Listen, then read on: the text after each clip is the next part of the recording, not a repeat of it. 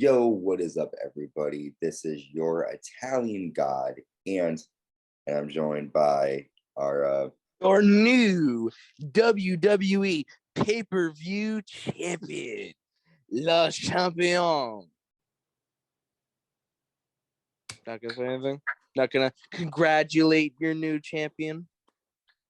Just gonna stay silent. Is that it? You're not gonna show me respect. I'm clapping for respect you. I deserve.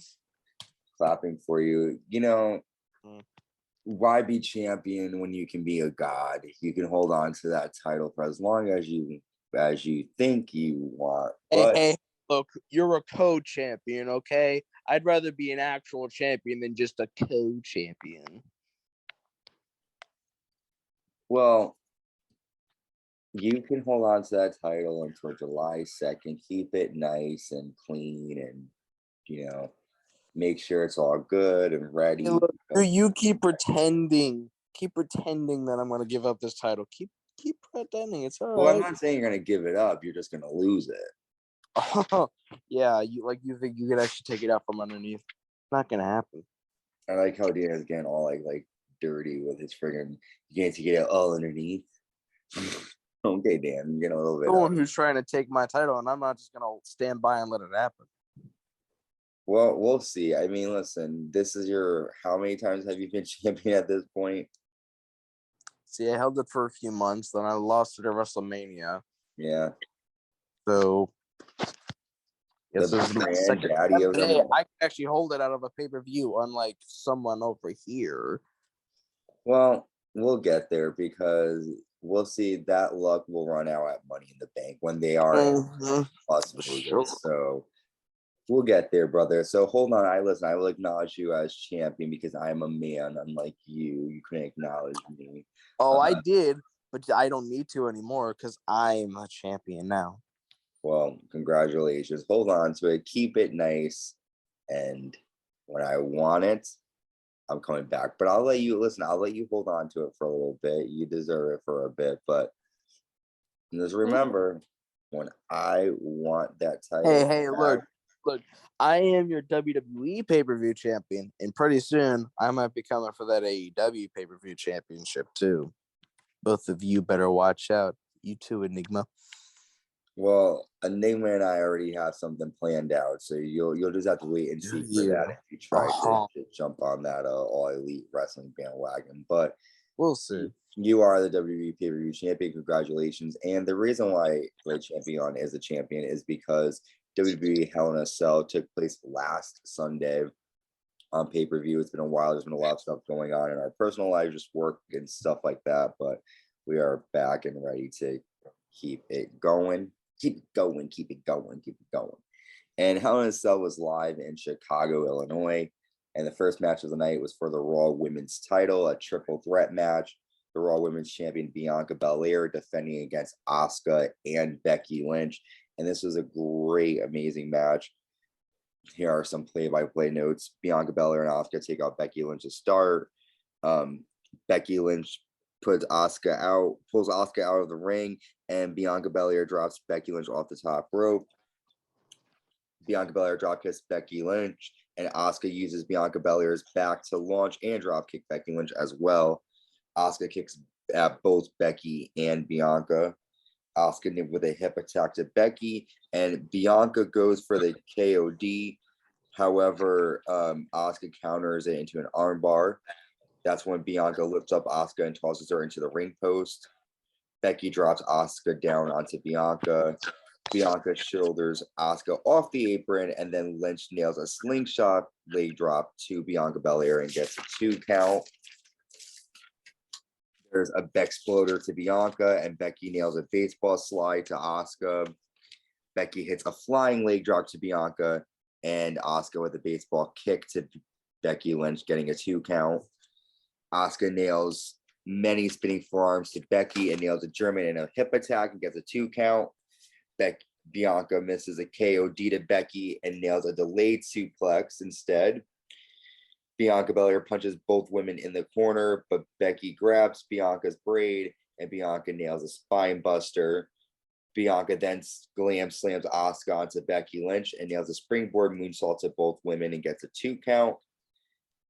Bianca goes for a superplex to Becky, but Asuka nails a code breaker to both women.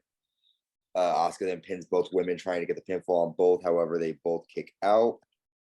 Asuka then applies a double ankle lock on both women, which was something really cool. Becky goes for a disarmer to Bianca. However, Bianca lifts up Becky Lynch in the air. Becky nails a cross body, but Bianca catches Asuka with a missile dropkick. A lot of action, like blah, blah, blah, blah, blah, blah. Becky with a manhandle slam, and then Asuka breaks it up. Asuka kicks Bianca, and then Becky pins Bianca, and Asuka breaks it up again. Asuka nails a German to Becky. Becky applies his armor to Asuka while Asuka's in the ropes. The match comes to an end after Asuka applies the Asuka lock to Becky, and then she kicks Bianca. Bianca sends Asuka face first into the ring post. Becky then hits a manhandle slam to Asuka. However, Bianca tosses Becky out of the ring and pins Asuka to retain her Raw Women's title. And we all got 10 points with that match, because we all knew Bianca was going to win. Sorry for that. There was a lot of action. The triple threat matches are hard to call because there's a lot of stuff happening, but it was a very good match. I gave it an A because there's a lot of action, a lot of shit was going on.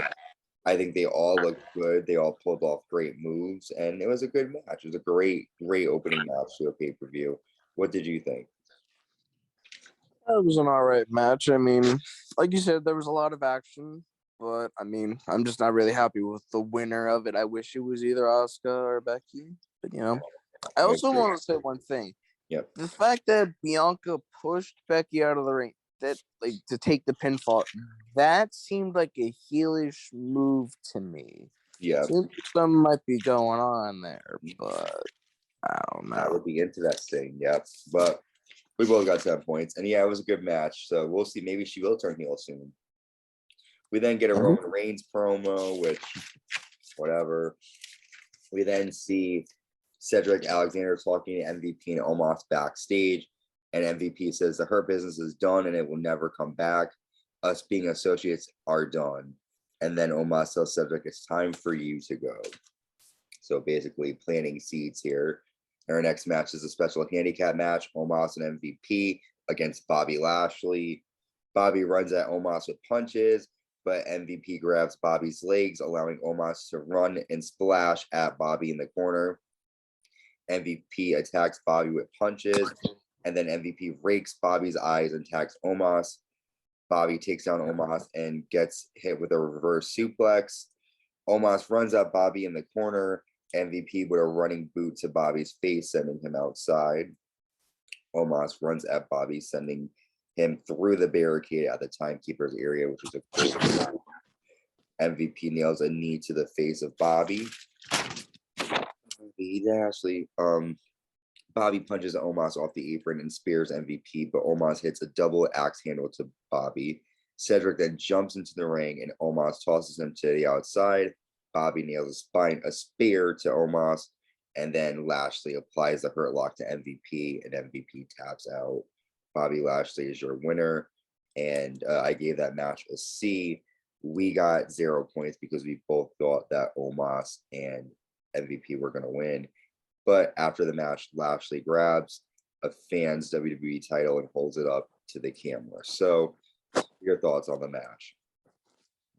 I thought it was a little lackluster. I wasn't excited to see it anyways, if I'm being honest. Yeah. I did like the fact that they put MVP in there, add a little spice to it, but I don't know. It just felt forced. Yeah. No, I mean, this rivalry needs to come to an end at this point. I feel like it's been going on. I think I know why they had MVP take the tapping out, like taking the loss for it, is because they're going to have another thing almost saying, oh, it wasn't me who tapped out, blah, blah, blah. And he'll probably turn on MVP or something. Who knows? I mean, and Bobby Lashley could be going for the title. He held it up, so you never know with WB what they're going to do. But, yeah, interesting. We then get a promo for Money in the Bank, which is Saturday, July 2nd, 2022. The commentators then talk about Cody Rhodes suffering a pec tear on Monday. While preparing, Cody then tore the pectoral muscle off the bone, and Cody said that he would still compete tonight. We then get our next match, Ezekiel taking on Kevin Owens. Ezekiel nails a knee to the face of KO and a flying elbow drop and gets a 2 count. Ezekiel chops Kevin outside and sends Kevin into the apron and announce table. However, Kevin then sends Ezekiel into the ring post. KO hits a DDT and gets a 2 count, and then Owens kicks away at Ezekiel in the ring. Owens lands a senton and a middle rope moonsault and gets a 2. Ezekiel is bleeding now. KO nails a clothesline and chokes Ezekiel in the rope, screaming, "Smile, Elias." Ezekiel then takes control and tosses KO into the ring post, turning Kevin Owens upside down. Ezekiel nails an elbow and Kevin Owens with a really cool tornado DDT from the top rope and gets a 2 count. KO goes for a swanton bomb, but Ezekiel gets his knees up in the air as Kevin lands. Ezekiel punches away at KO in the corner. Then Ezekiel with a splash in the corner. However, he misses a third splash. Ezekiel nails a spine buster and gets a 2 count. Kevin nails a sit-out powerbomb and gets a 2. And then Kevin yells, "You're Elias." Ezekiel with a high knee to Kevin Owens. But Kevin Owens super kicks many times Ezekiel on the top rope. Kevin nails a cannonball in the corner and gets a 2 count. And then he nails a stunner and gets a 3. Kevin Owens is your winner. I gave this match a C. You got 10 points for this because you thought KO was going to win. I got 0 because I thought Ezekiel was going to win. I don't understand this. For me, I feel like it's stupid. You have Ezekiel being pushed as a top guy, then you have him lose. I don't see him being pushed as a top guy. Not a top guy, but I mean, like, again, wording, US champion, at least a mid card. Like, you have him, when's the last time Elias was on a pay-per-view? Like, he wasn't really doing anything cool. So you have his big outing, and again, you just show what you think of him, and that's all he's going to be. And I don't believe in his character anymore. The first time he takes on his biggest rival, he loses. Okay.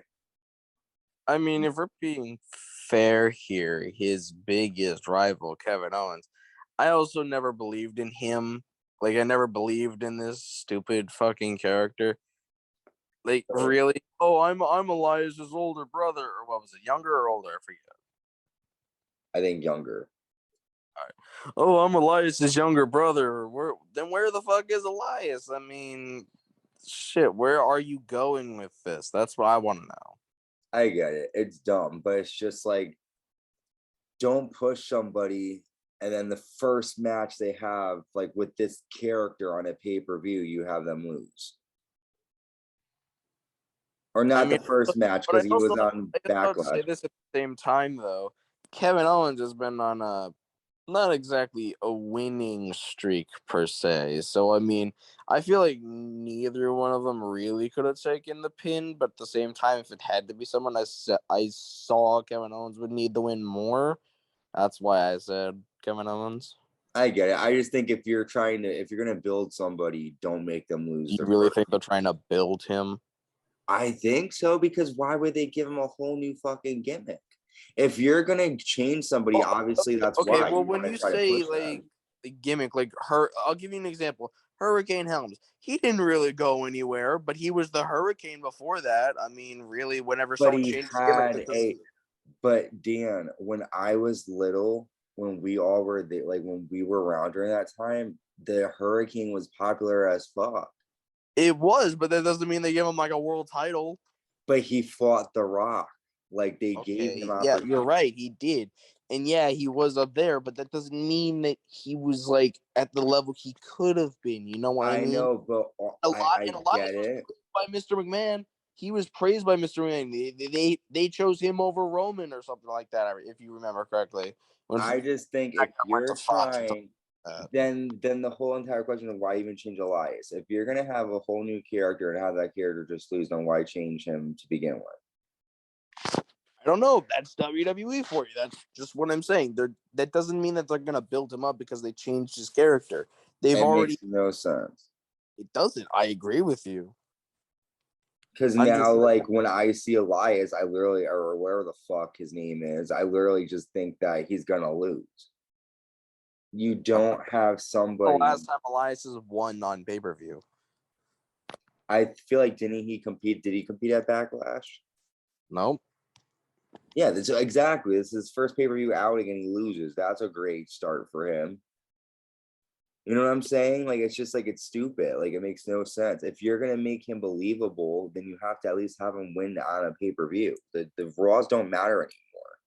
I know. I'm just saying what you're saying is they're trying to make him believe. I don't think they are. I think they're just making him a comedy gimmick or something. I don't know.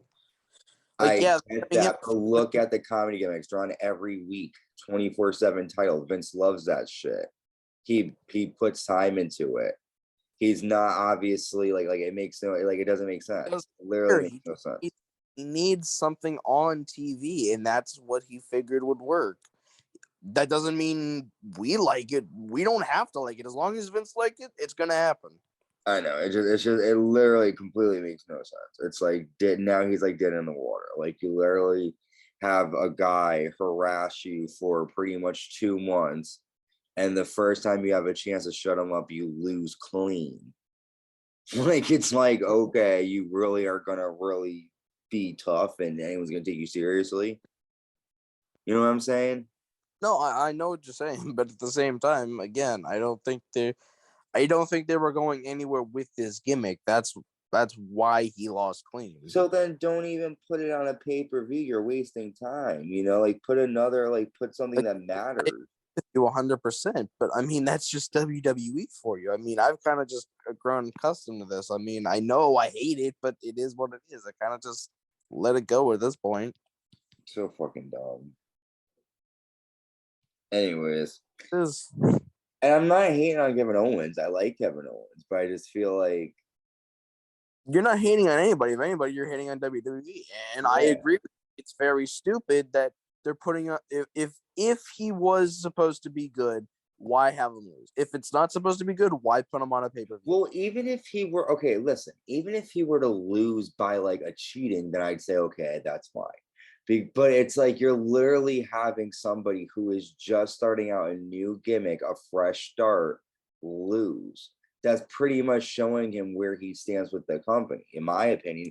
I'm not saying that you need to win every match, but if you've been gone for months, what I'm saying is I'm agreeing with you, even though I may sound like I'm disagreeing with you. I do agree. I'm just kind of letting you roll off my back. Meanwhile, you're still kind of complaining about it.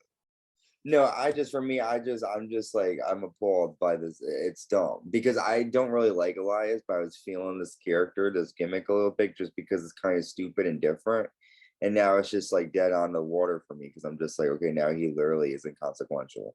Oh, you're upset because you were feeling it, and now because it seems like it's not going anywhere. No, not that I didn't even think it was going to really go anywhere at all, to be honest with you. My thought is that I like this character more than I liked his moveset more than Elias. I feel like he's doing a lot more in the ring than he did in the past. So I was sort of like, okay, I could get into him a little bit. But now that he lost, I'm like, yeah, I can't get into him at all because it's like now I don't like him to begin with. And now he has no momentum. So it's gone. You know what I'm saying? Like, it's like, and that's why it's stupid that they reinvented the character. If you're going to just have Elias, have him just keep losing. Don't reinvent a new character and make people think, oh, okay, maybe he'll get a fresh start. Nope. But we'll see. We'll see. I do like Kevin Owens. I am glad he won at least because KO does deserve to be on the card. But I did give this a C. Next, we have a video package on Seth Rollins, which is cool to see. And then have our special 6-person tag team match, the Judgment Day taking on AJ Styles, Finn Balor, and Liv Morgan. All 6 people brawl to start. AJ and Balor launched Liv onto Rhea Ripley to hit a Hurricane Rana. Rhea Ripley nails a headbutt to Liv and a snap suplex. Rhea nails a delayed suplex to Liv, and then she tosses Liv into the post. AJ's tagged in and wants Edge, but Edge tells Damian Priest to go in instead.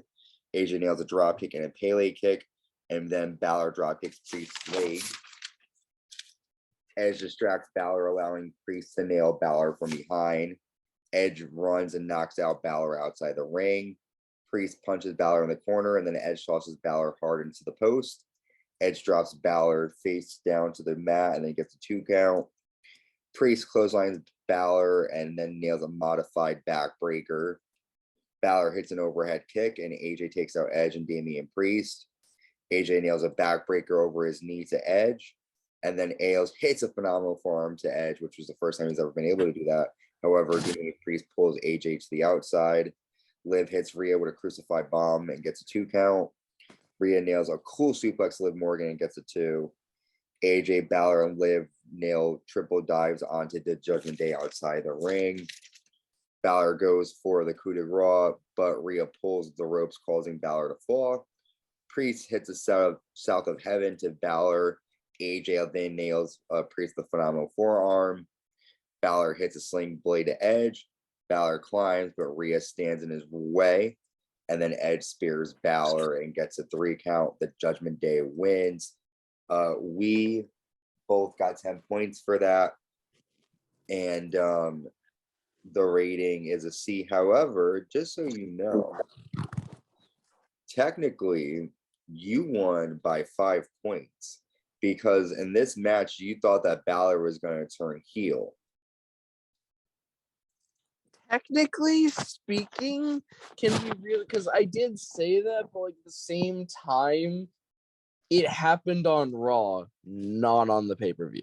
Well, hello, this isn't the future, sir. I'm just saying. I mean, yeah, it kind of is. I mean, it is. You said this was last Sunday, as it was. Still, didn't happen on the pay-per-view. You said it was going to happen that night.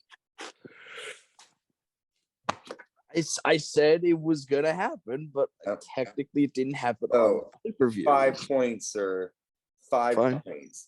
All right. Whatever. That's all I'm going to say. 5. All right. Points. But anyways, what'd you think of this match? I gave it a C. I thought it was a good match. Really nothing great here.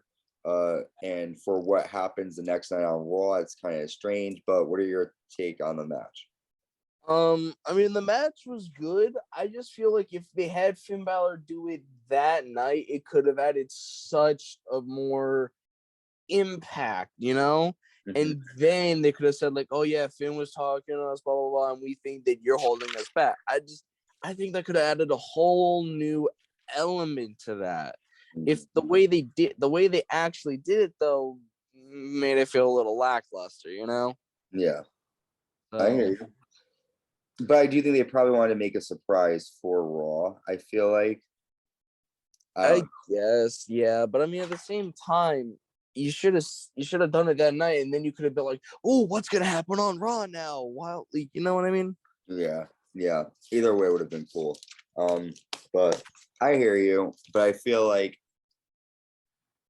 back in the day, Raw was a show that you tune in to see and expect crazy shit to happen.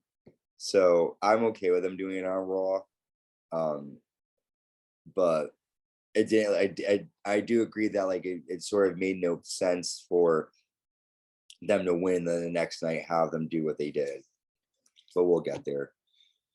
So we then see Bobby Lashley walking backstage, and Cedric tells Bobby that MVP and Omos got what they deserved, and it's time I stand on my own 2 feet.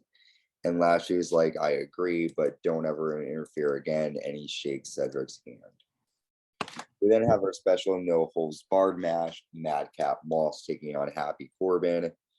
Moss punches Corbin and clotheslines Corbin to the outside. Corbin sends Moss into the stage screen.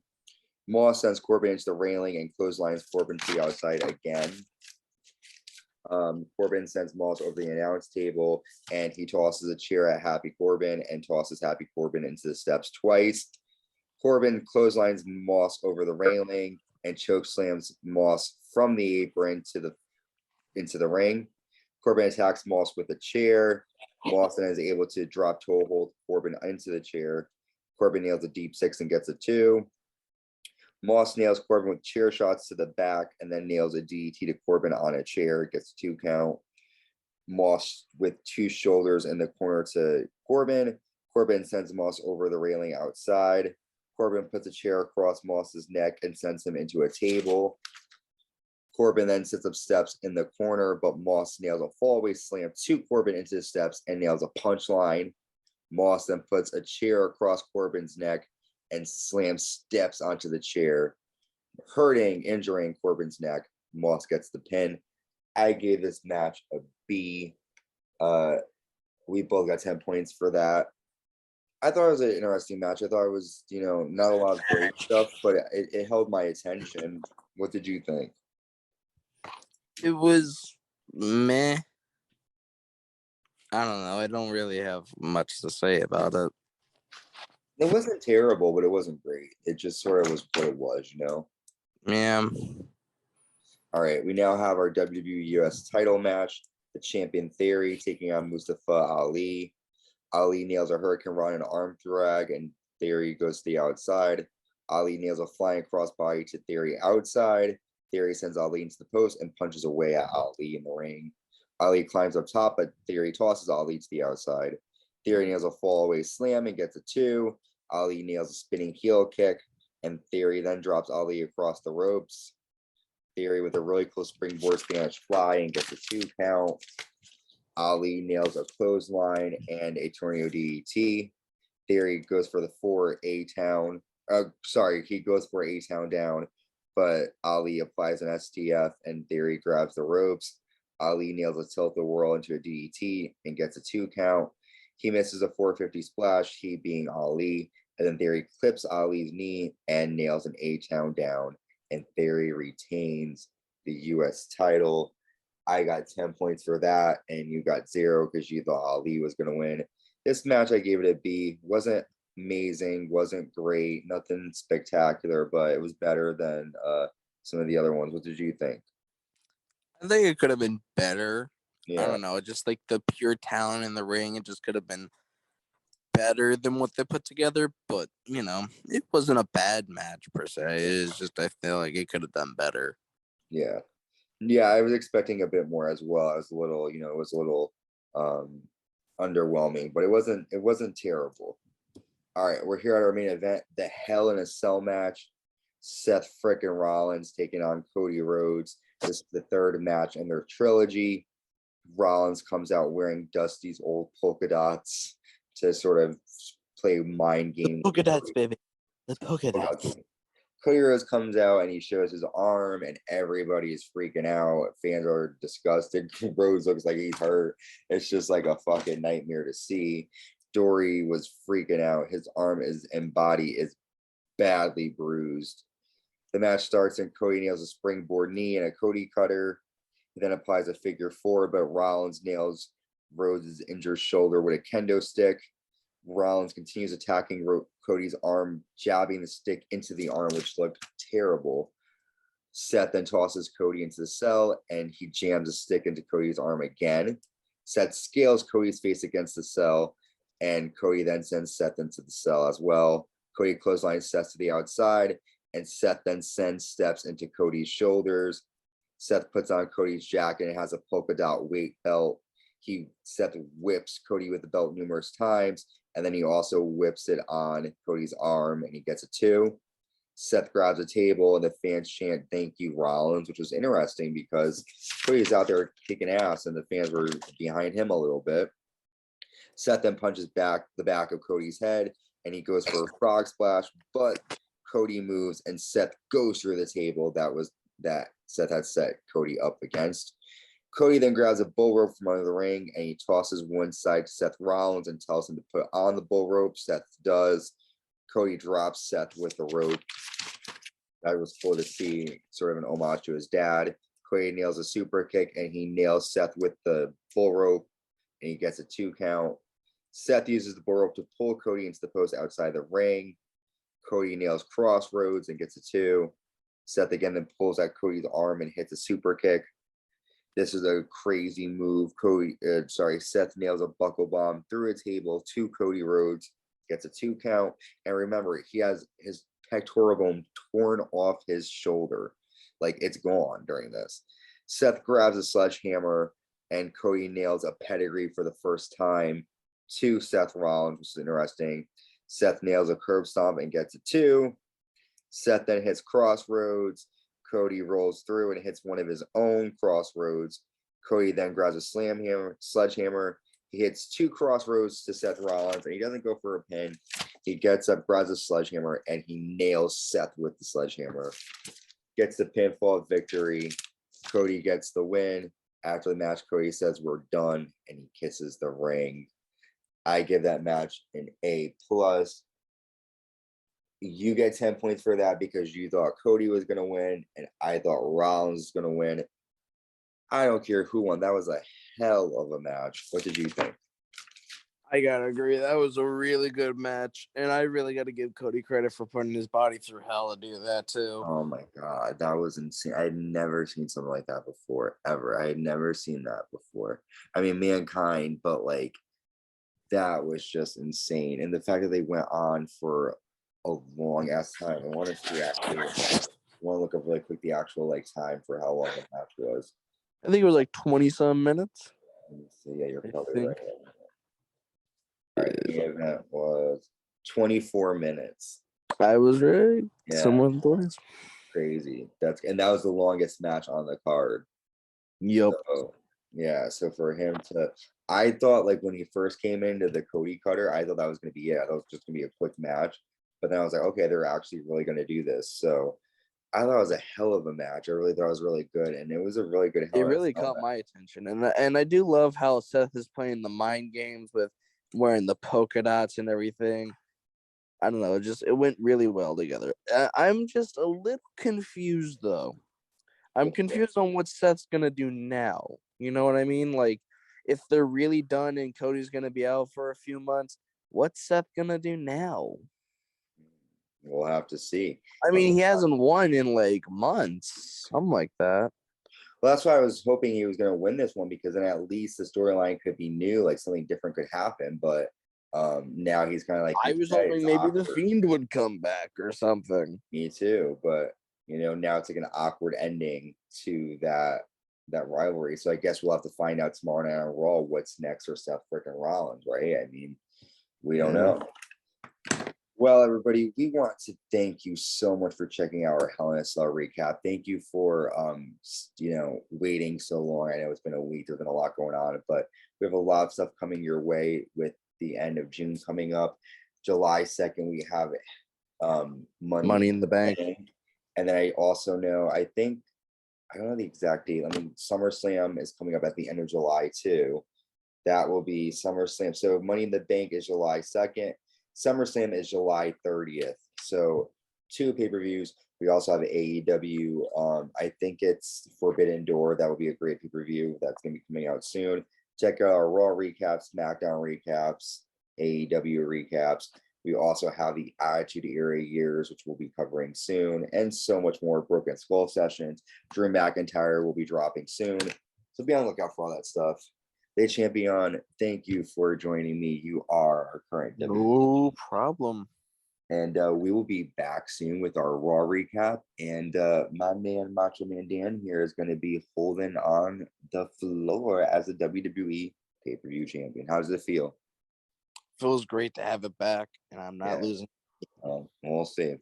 All right, everybody, stay safe. Peace in the streets. Talk to y'all soon. Bye.